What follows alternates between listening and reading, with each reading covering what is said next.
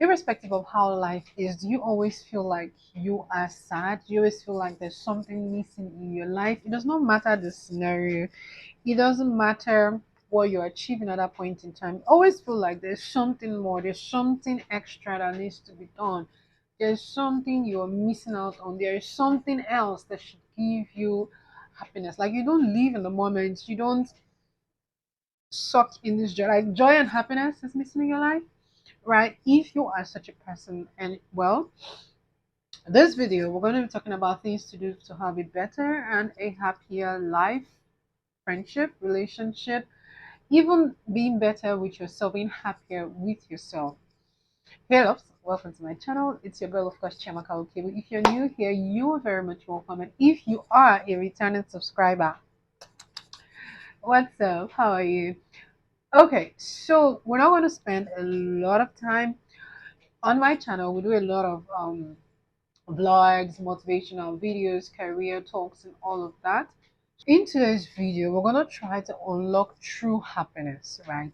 So letting go is harder than we talk about. We talk about it a lot, but it's sort of glorified, right? We don't talk about the hard aspect of letting things go. The truth is, sometimes the only thing that can let things go is time. Okay, right? But you need to let things go for your life to be happier, for you to own your own space. You need to actually let things go. Now, in this video, we're going to uncover some truths. We're going to talk about a lot of things, some things I think you need to let go just for you to have a happier life, for you to be a better person, for your friendships to even be better. You need to let those things go. First thing you need to let go is limiting beliefs, thinking that you are not good enough, all men cheat. No matter how hard I work, I cannot make it. No matter what I do, I can. Girl, no. That is more like you self sabotaging, right? That is more like, why do you think all men cheat? Is it because society has said so, tradition has said so, or is it because every man you've dated have cheated on you? Or is it because it's written somewhere in a rock bold that yes, every guy will cheat on you? Why do you think all men cheat? You know, so certain belief system that work within the society, right? That the society has made us believe that are true, you need to break free from those beliefs because they are limiting you. All those negative talk, thinking you do not deserve some things you deserve, they are actually limiting you. Thinking you're not good enough, you're not beautiful enough. You've said it so much that you begin to believe it. Like you begin to imbibe it. That's why there are certain things people say that they are not a joke. There are certain things I hear people say, and I'm like, yeah, I got it as a joke, but do not say it so often that you start to think it that, oh, I'm stupid, almost stupid gun, right? Yeah, I understand where we're coming from, but there's a limit to which you say certain things to yourself. How about you bless yourself? How about you tell yourself that you can do this? There was this preacher I was listening to that said, he who finds a wife finds a good thing, right? Okay, it was Pastor Neil Bassi within one of this Hallelujah challenge, right? I'm just using this as a reference. It says, he who finds a wife finds a good thing. And then he says, tell yourself I am a good thing. That is exactly what we're talking about. Why do you think your marriage will not work? Why do you think you will not get that job? Why do you think you will not grow? Why do you think that promotion is not yours? Why do you think you're not good enough? Others are very deserving. Like when people pay you a compliment, you water it down. You're like, oh no, yeah, I like maybe you're trying to be humble. Okay, you are trying to be what's the word? Where does it come? But yeah, you're trying to be humble. I get that, but take accept the compliment. Like take it. You deserve it. That's why they're giving it to you. Accept it. Breathe it in. But when you see other people, you're quick to give them a compliment. And when you give them that compliment, or even when they are doing when people are giving them a compliment, you are hyping them.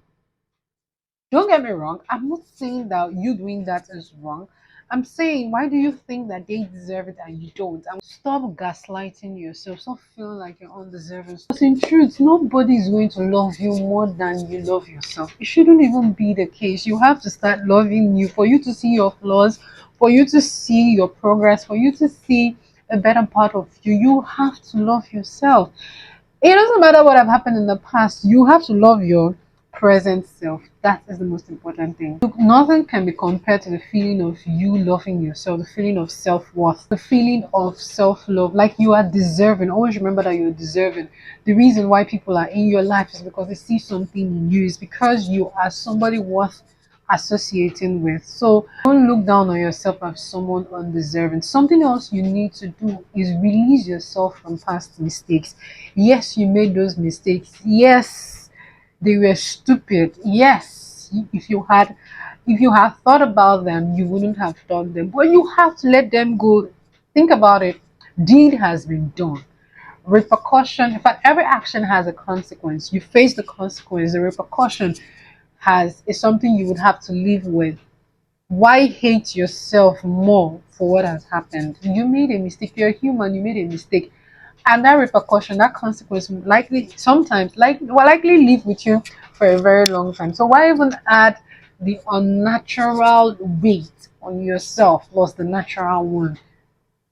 It doesn't work that way. It doesn't mean it will erase your past. You mostly cannot erase your past. You can only correct it. You can only be better than who you were yesterday. It's time to forgive yourself. It's time to see yourself as someone who it was just human and who made a mistake and who deserves to be forgiven. You have to forgive yourself before other people forgive you, right? Understand that with every mistake that happens, there is an opportunity to learn. There's an opportunity for growth. The problem would be if you have made that mistake and did not learn from it, you did not grow from it. That is then questionable. It's important that we turn our mistakes into lessons and we put all of those together and move forward with grace and wisdom. That is the most important thing. If you do not forgive yourself, you cannot be happy. There is no way you feel like you're deserving. When you do not forgive yourself and good things happen to you, you feel like you do not deserve these good things that happen, no matter how well you've worked for it. Even if you offended someone and the person hasn't forgiven you, while you're trying to get the person to forgive you, you have to forgive yourself. So you have to forgive yourself first before even other people can then forgive you. And so that by the time they forgive you, you have sort of moved past. It's only important that you pick the lessons, but you're not drenched in it. Otherwise, nothing in this life will make sense. It will keep stealing your joy and your happiness. Even I that I'm talking to you, it's not like every point in my life I am happy, right? It's not like for all of us. There are points where we are down, there are points where we feel this sadness. But you cannot be that person who is always feeling sad, who always has the sadness in them for the rest of their lives. It just doesn't make sense. Yeah, it doesn't make sense. So forgive yourself, please. Something else that is not making you happy is because you're not realizing your full potential. Or you're not using your full potential. And this comes from the fear of failure. You wanting to be in your comfort zone. You don't want to explore things that you do not know. You want to stick. See, let me tell you, I think that fear keeps you bound, but it also keeps you alive. So you need to know how to balance it, right? But the fear of failure can paralyze you, right? Such that your life turns into a routine, and this routine will not keep you happy because you don't have new things that you've explored, things that you've done, things, new interests, and all of that. So after a while, you feel like your life is boring. That's because you do not want to go out there and do new. So, but some of these things sometimes, it's not like the thing that you're doing is scary. It's just new to you. It's not something you would normally do. And for that, it's a no. I know people who would like to start a YouTube channel. You do not want to start because not because you're even scared. There are people who are scared that they're not going to grow. That's not what your fear. Your fear is that that's in front of the camera. I'm talking. Are they valid? Yes, they are. But should that limit you? No, we shouldn't. That's the point. Staying in your comfort zone and giving in to fear, you will never realize your full potential and you will never know what you're missing. You will never know what is out there. You will never test the strength of what you can do and what you cannot do. You will just be preventing yourself from taking risk, from pursuing your dreams, right? You're just going to be stuck in that fear of failure. I don't want to fail. What if I fail? What if I? That's part of the self-limiting belief. What if you do not fail? What if you get in? What if it works? What if tomorrow you blow up and you are the latest influencer or you're the latest YouTuber or every brand wants to work with you. What if, right? So there are two sides to it. While you're thinking about the extremities of negativity, how about the extremities of positivity? And the truth is that for positive, for success, right, you don't have to think about the extreme. You just have to win, right? Just small part of success. It's enough to give you that joy, just for you to see the work, to see the effect of the work you've been putting in and all of that. So ditch fear, ditch the fear of failure, come out of your comfort zone. That way you tend to explore a bit more, take a bit more risk, and be happier. Something else is the need for validation. Why do you need people to validate whatever you're doing? Don't get me wrong. I'm someone who sometimes, before I dress out for an event, I mostly have people who I talk with. We could be on a call and I'm like, oh, I'm dressing up for an event. And they're like, oh, even more brightly put, just like, okay, so I have an event tomorrow, and like, oh, what are you wearing? Can we pick our dress together? That's a different thing. But you come out from your house thinking you look good. Suddenly, someone is telling you that stress. If you had done it like this, if you had done your hair like this, and you start feeling bad. Sister, is everything okay?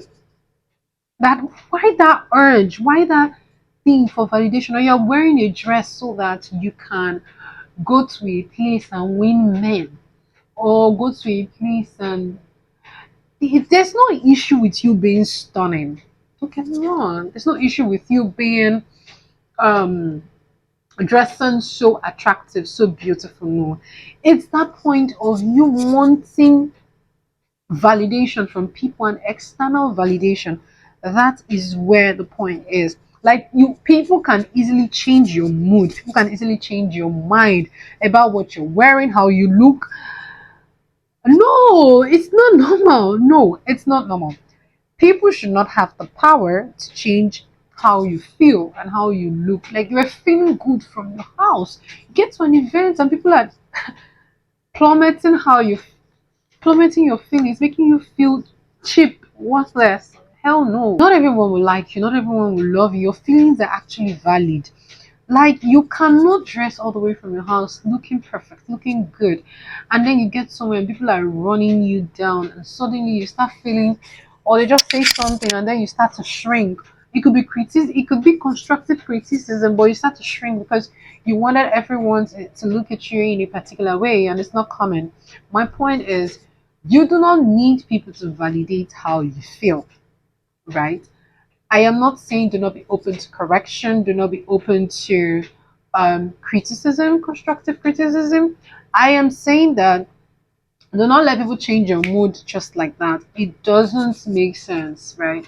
You will never be happy because it means that for every moment where you leave your house feeling so good, so happy, you get somewhere, people have a different opinion from what you have.